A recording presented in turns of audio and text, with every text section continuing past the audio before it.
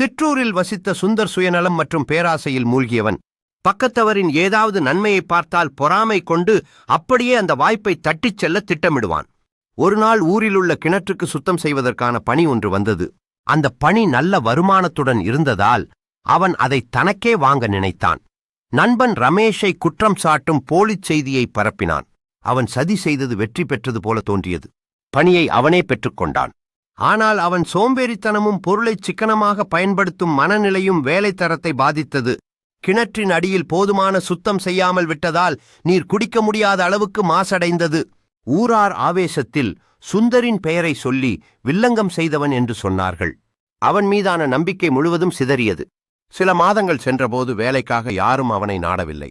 பசி, வறுமை, தனிமை அவனைச் சூழ்ந்தது. அவன் ரமேஷை குற்றம் சாட்டிய செய்தியும் கிணற்றை கெடுத்ததும் அனைவருக்கும் நினைவில் இருந்தது. தன் கையால் விதைத்த பொய்கள் அவனின் வாழ்க்கையையே நாசமாக்கின. அப்போதுதான் அவன் புரிந்து கொண்டான், தன் வினை தன்னைச் சுடும் என்பது வெறும் பழமொழி அல்ல, உயிரோடு அனுபவிக்க வேண்டிய கடுமையான உண்மை. இதுபோன்று சிறுவர்களுக்கான அழகான சுவாரஸ்யமான கதைகளை தொடர்ந்து பார்க்க எமது யூடியூப் மற்றும் டிக்டாக் சேனலை சப்ஸ்கிரைப் மற்றும் ஃபாலோ செய்து கொள்ளுங்கள்.